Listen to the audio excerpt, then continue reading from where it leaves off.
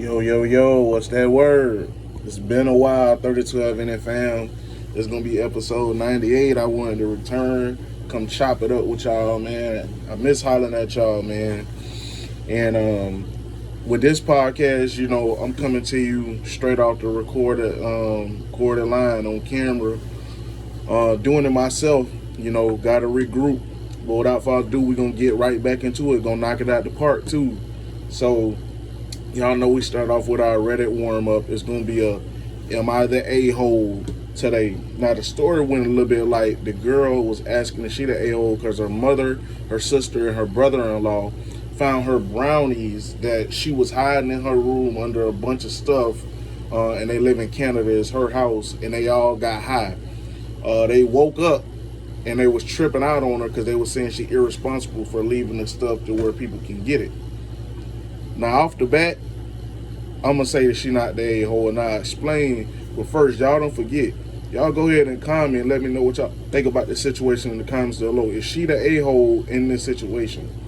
Now, the reason why I said that she's not the a-hole, in my personal opinion, is because she was doing her due diligence to hide the situation. It's a private thing, and it's her house. Somebody asked her in the comments, well, why were they snooping around? Why were they in your stuff? And she said, my mom snoops around in my stuff when I'm not home, when she at work.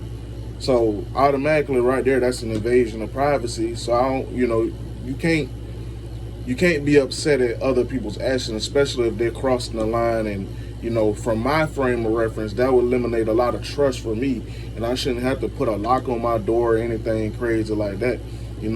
My mom would just respect it, and anybody will respect it, you know what I'm saying? And it's really on them. You're not the a-hole in that situation, from my personal opinion. And I wouldn't even feel no type of way, wouldn't take no blame or none of that type of stuff. Y'all let me know what y'all think in the comments below. Now, first topic for the podcast, man, we gonna talk about the NBA trade deadline. Now, with that being said, because there's so much to talk about, and I ain't even write down a list, it's going to be stream of thought, but I did want to organize it in the sense of my top 5 favorite trades. Let's talk about them. Y'all get in the comments below. Let me know y'all top 5 NBA trades that just went down, how it affected your team, and what you felt about your team overall at the deadline if they didn't do anything. Now, the first one not in no particular order, but the first one I really like was the Ayo Dosunmu trade. As a Timberwolves fan, now I know that's my team, even though I root for the Lakers. My favorite player is Bron. Ayo Dosunmu, he's a big guard from the Chicago Bulls. Of course, the Timberwolves, we've been lacking that point guard play all season. So getting a guard that can handle the ball, that can score, I wouldn't say he's a lockdown defender, but he tries, and I think he's an above average defender. Like I say, he brings size to the position alongside Anthony Edwards, Dante DiVincenzo, and of course we had to let go of a franchise damn near legend, but definitely a guy well respected in the locker room and in the city, in Minnesota Mike. That's Mike Conley. Now, it has been talked about him coming back because of a loophole in the CBA to where, if a player gets traded and waived by a team, he's not allowed to come back because the teams and players used to think that was circumventing the salary cap. Now, because he was traded twice from the Chicago Bulls to the Hornets, and the Hornets waived him, he automatically is eligible for this loophole. So hopefully Minnesota Mike comes back and we pick out some players in the buy market. But Ayo, I think he's going to slide into a prominent role with the team. Not sure if they're going to start him at the point, but if he does, I'll be excited about that regardless, because he's shown he could run with the second and first unit and be a productive player. Bring about 15 points per game. I think that'll be a good average for the team right there with all the scoring we already got, and he'll fit in defensively as well. Just got to get caught up in the scheme and things of that nature, but I'm excited about the addition. Next up,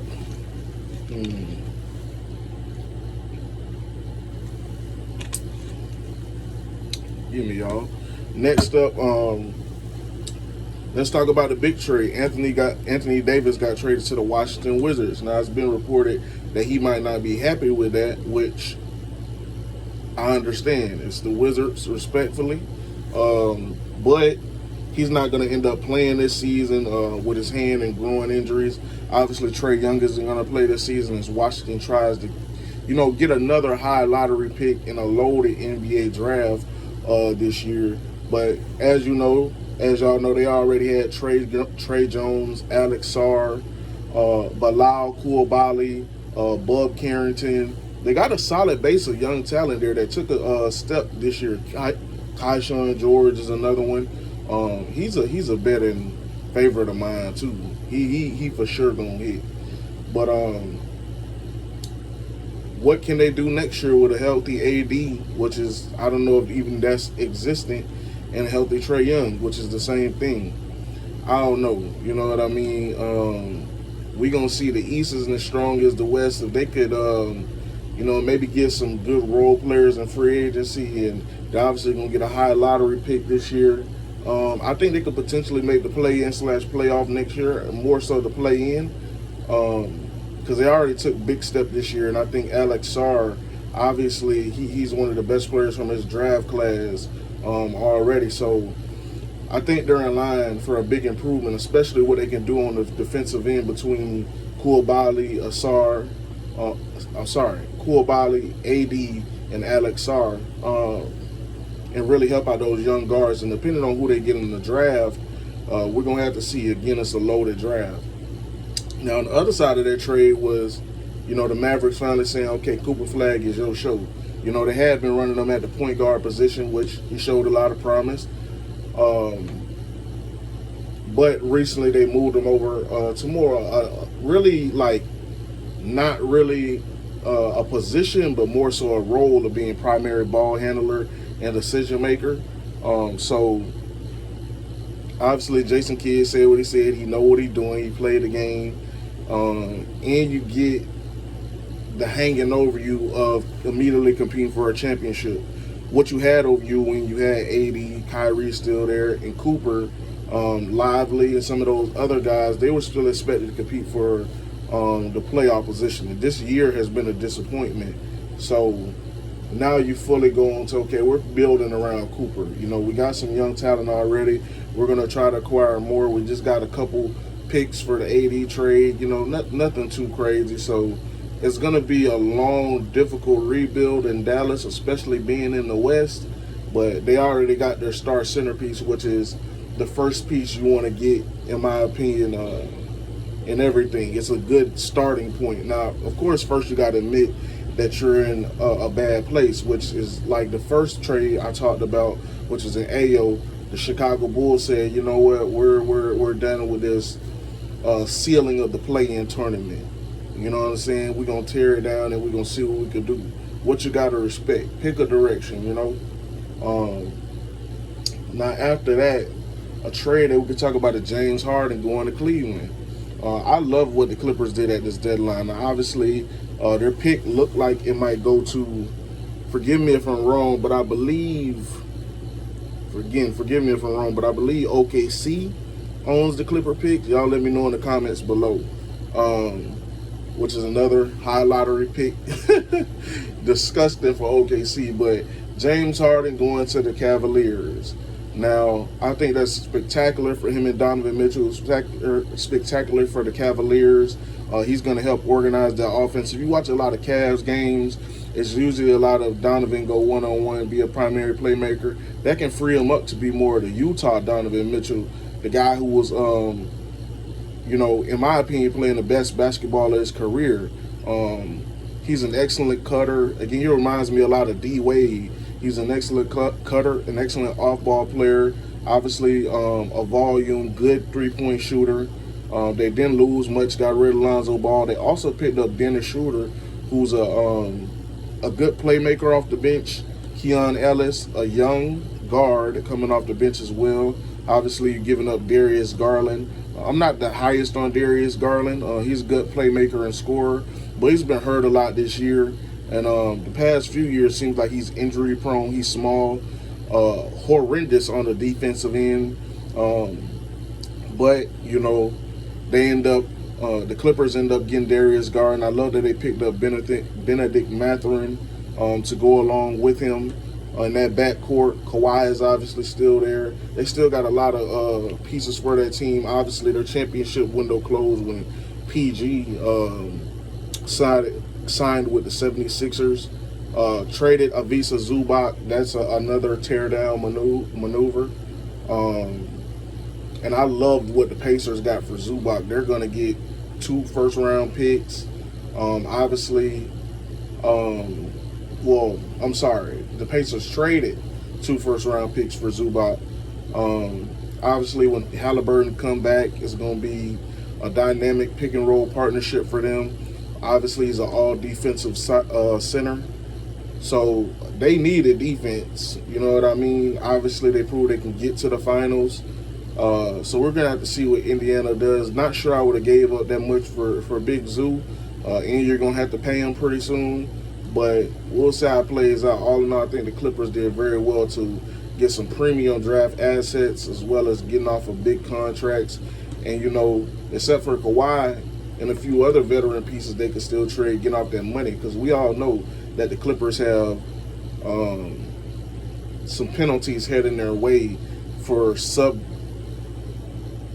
I'm from the ghetto, so it's hard to say this word, but circumventing the cap, which is going to be interesting. They say that's the reason that James Harden might have got out of there. He might have felt the writing on the wall, felt like Kawhi was about to be suspended, so he got out of Dodge, and which is essentially a contract year for him. So we're going to see how that plays out.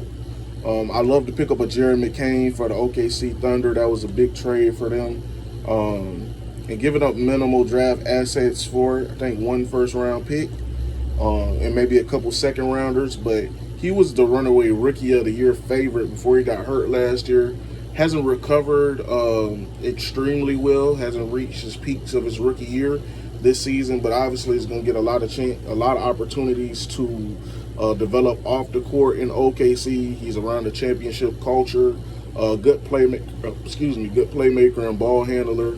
And Philadelphia obviously has a overfluence of guard with VJ, Maxey, of course, Quinn Grimes. We're going to have to see how they all develop in that backcourt. But Philadelphia at this time felt like, they see him more than anybody else. So they felt like, with all what we got, he's expendable here. So I think it's a win-win for both departments. Giannis didn't get traded. That's something we got to talk about. Y'all let me know how y'all think in the comments below. There was a lot of teams rumored to be in on Giannis.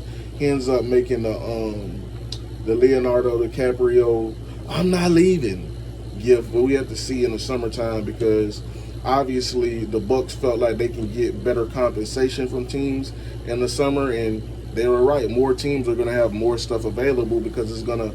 A lot of the best teams, their picks are already traded or frozen or become more available as we get closer to draft time. As far as picks, I mean future first-round picks and second-round picks. So and teams have better planning for how they're going to handle free agency by that time. So it's just much better when you're trying to.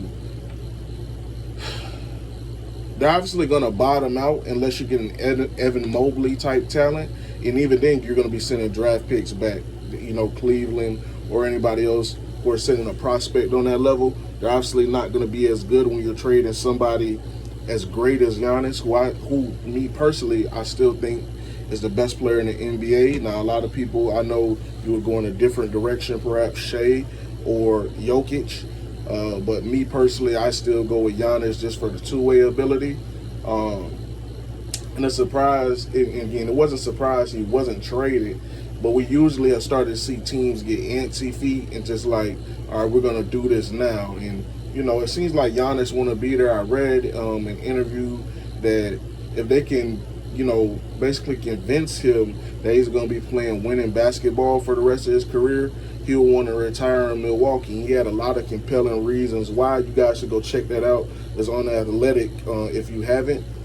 But hopefully, he ends up staying there. But if he doesn't, who would y'all like to go see him play for?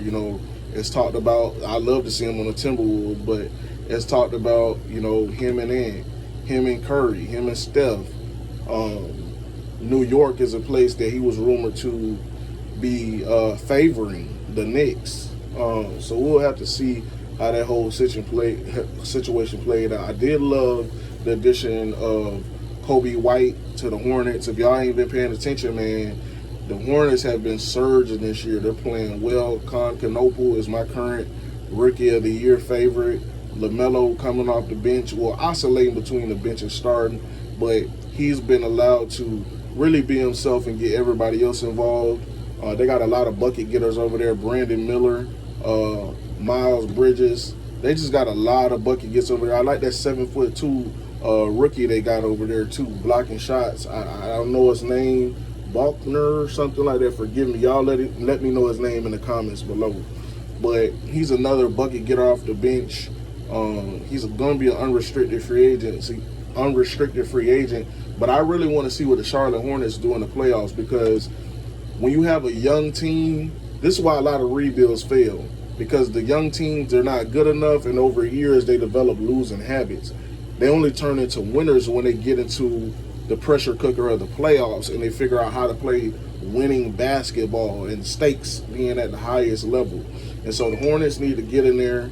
You know, it looks like they might end up in the play-in tournament.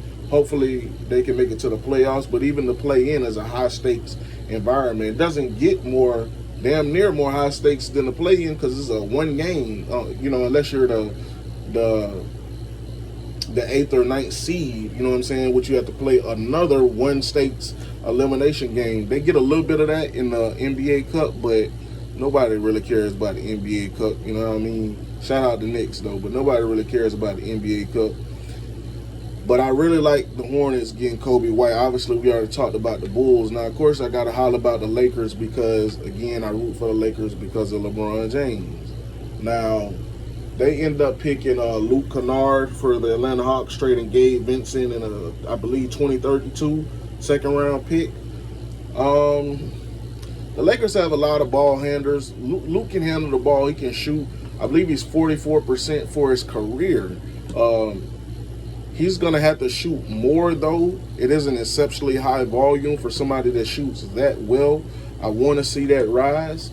In LA, he's going to have a lot of open shots with Austin Reeves feeding the ball, LeBron, of course, and the magician, Luka Doncic. Now, Luka, he just came up lame on Wednesday in the game against the 76ers. Hopefully, it's not a long-term thing. His AR just returned, and we rarely got to see AR, Luka, and LeBron all healthy on the court. And when they have, they've looked good. I mean, not on the defensive end, but obviously they're dynamic offensively. I wish the Lakers would have, put something more towards the wings and center positions as far as defensively. But it seems like the Lakers have prioritized the offseason as far as building out their front office and their roster from the perspective of LeBron being an unrestricted free agent, and that opening up a lot of cap space for the team, even with Austin Reeves set to get a max deal, in my opinion. He's having an all-star caliber season. They're still going to have a massive amount of cap space. A lot of their draft picks, finally they have draft picks that are going to be unlocked. Now they're in the future, like 30, 2031, 32, 33, those types of picks. Even though one of them is going to be going to Dallas for the Luka trade, those picks are going to be unfrozen and going to be able to be traded again in the future. So the Lakers, it's an exciting time around them. I do like the addition of Luke. Like I said, Gabe is whatever for Atlanta. We'll see if he ends up on the buyout market. And the Lakers also going to be, in my opinion, active on the buyout market. Of course, Cam Thomas is out there. It said that DeMar DeRozan might be out there. Like I said, the Lakers are looking for a big. We'll have to see who gets pried loose. Brook Lopez, he's either out there or he's projected to be out there. So there's some good options who I guess, unfortunately, I think might join the Lakers rotation because the Lakers bench isn't all that, you know what I mean? And they have a lot of one-dimensional players, They still have a ways to go to be a championship contender. And, I wish they were going all out this year behind LeBron. If it is his last year, which I think LeBron wants that farewell tour, as he should. It's going to be the biggest farewell tour of all time. But we'll have to see how it plays out. You know what I mean? I don't think LeBron will ride off to that sunset without it. But we'll have to see, man. Their main focus is getting his money off the books. So obviously they're heading towards a divorce. I would love to. Before I say this, who would y'all like to see LeBron have his farewell tour with? Me, I'm gonna go with Cleveland, just because again they're assembling a nice roster. They already got a nice roster, a good coaching staff, and for LeBron just to get showered with that love from where he began with, that's like storybook. And he has a chance to win a championship, which is what he wants to do. LeBron wants to win. Don't get it twisted. He ain't trying to just ride off yet. He wants to win another championship.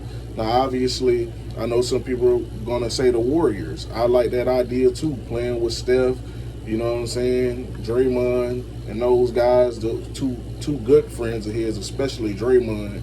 I don't know if Draymond a bigger LeBron fan than me, but he's a big fan. And, there's just a lot of respect there. But y'all let me know what y'all think in the comments below. I only can see so many places. It's only going to be if somehow he, decides he wants to stay with the Lakers, because if they decide to keep Bronny or whatever, or somehow that relationship can be mended, I think he can stay with the Lakers. But you also got, like I said, the Cavs, the Warriors, the Knicks. Y'all let me know what y'all think in the comments below on LeBron's future. The next topic I want to holler about with y'all is the Super Bowl. The Super Bowl is going to get played tomorrow between the New England Patriots and the Seattle Seahawks. Off the top, y'all know I'm a diehard Jets fan, so I'm rooting for the Seahawks to win this game. But I'm also a huge Drake May fan. I thought he was the best quarterback in that draft. I know Jaden Daniels won the Rookie of the Year, and it's been tough for him the second year with injuries. But I always thought, and y'all go back and look at the older 3012 inning videos with my former co-host, where I was the one bigging up Drake May. Obviously, he just missed out on winning MVP in year 2 to Matthew Stafford, who I think deserved the MVP, but I think Drake was right there with him. Now, as far as the Super Bowl, we know that the Seahawks have a defensive-minded head coach. They're tenacious on the defensive end. I believe Nick Human-Wari, I'm sorry if that's not to say his name, he's returning to play, or is expected to play, I should say. Offensively, Sam Darnold, Jets connection. Sam Darnold, he was in the MVP race as well. Him and Jackson Smith and Jigma, dynamic duo. Kenneth Walker in the backfield. I'm not sure if Zach Charbonnet is playing, but obviously he's a touchdown getter. Strong offensive line led by Charles Cross. Seattle is a team with minimal weaknesses. That's why they're in the Super Bowl. They mainly dominated everybody they played against. Explosive offense, tenacious defense is usually the recipe for a dominant team. You know what I mean? Solid special teams. Now, when you think about the Patriots, again, solid special teams. Mike Vrabel, he was my favorite coach of the carousel, but it just ended up with Aaron Glenn. I was hoping we'd get Mike Vrabel. Obviously, the newly crowned coach of the year, has that team playing hard on the defensive end. They didn't give up much in the way of rushing yards, which Seattle is going to try to do along with that explosive vertical passing attack. Patriots weren't that good, like I said, defending the pass, but they do have some very good cornerbacks, especially Christian Gonzalez, one of the best young players at his positions. And he's going to be excited for the challenge of playing against a player of Jackson Smith and Jigba's caliber. Now, we have to see how that plays out. That's probably the biggest matchup of the entire game right there. Then you got on the Patriots side, obviously I already talked about Drake May. I believe he set the record for completion percentage this year, well over 70%, which is awesome, incredible. It has a solid group of receivers. Can't say any of them are superstars, but they're great complementary pieces for what the Patriots are trying to do. Obviously, they got Ramondre Stevenson in that backfield. You know, my favorite running back in that backfield is Trevion Henderson, explosive player, probably the fastest running back in the NFL. Well, besides my guy from Miami, his name is not coming to mind right now. Y'all let me know his name in the comments below. Forgot his name. Probably ain't as fast as him, but up there. He's definitely up there and comparable. Explosive running back. So we'll have to see, man. Not a huge fan of the Bad Bunny halftime show. Now I get it. Bad Bunny at this point is a global icon, a global phenomenon, and a lot of people are gonna love that. Shout out to the reggaeton community. You know what I'm saying? We've had Kendrick last year. You know, for the brothers and for everybody, he's a global icon as well. But you know, shout out Bad Bunny. But you know, I don't listen to his music. You know what I'm saying? Does he make good music? That's not on me to judge. You know what I'm saying? A lot of people love his music. He's an icon. But I'm not really familiar with his music. And I'm sure a lot of people felt that way about Kendrick last year. Like, who is this guy? You know, a lot of people probably felt like, I know him for the situation with Drake. You know what I mean? And so, you know, I think it was a good choice by Jay-Z, though, as far as inclusion and as far as making the NFL. We know it's becoming more of an international game, with the first game being played in Australia next year. The Cowboys are going to be playing in Brazil next year. Obviously, the London games are annual, things of that nature. So Germany, they played in Germany this year. So obviously, well, really all the major sports franchises being led by the NFL and NBA are taking advantage of international interest in this more connected world, and we'll have to see how that plays out. Bad Bunny is a huge connection to the Latin American community, which is obviously huge in the United States. We'll have to see, man. For right now, I got the Seattle Seahawks winning. I'm rooting for them to win. I hope, you know, Sam, you know, he's a former Jet, so obviously it didn't work out for the Jets because Sam is doing awesome. But Sam was cast as a bust way too early. He's had a fantastic 2-year stretch here with the Minnesota Vikings and the Seattle Seahawks. So I want to see him do well, and I think ultimately the Seahawks, they have few weaknesses. They have great coaching, great talent, seemingly great culture, great fans who I think are going to travel well. I think they're going to have way more fans than the Patriots because the game is played at the 49er Stadium. So that's a lot closer for people to get to. Now, of course, the Patriots have a massive fan base that's going to travel as well. You know what I mean? But that Seattle crowd, I think, is going to be very loud in that stadium, and it's not going to be difficult because obviously you got the guy with the highest completion percentage. But I think early on it's going to be competitive. I don't think it's going to be a blowout. I hope it isn't a blowout, but I got the Seattle Seahawks winning comfortably. But y'all let me know what y'all think in the comments below, man. I think it's going to be an awesome game coming up. But yeah, this podcast was fun, man. It's been a while. This is going to be episode 98, man. No editing, none of the stuff I usually was doing because, we had a shakeup, obviously. I'm here by myself, but it was good coming back to holler at y'all and just chop it up. And, y'all let me know. I'm going to respond in the comments below to all this stuff. And, I appreciate y'all. And I'm going to get back in the swing of things. I just needed some time. Y'all know how life is sometimes, man. But y'all be good. And I appreciate y'all, man, for sure.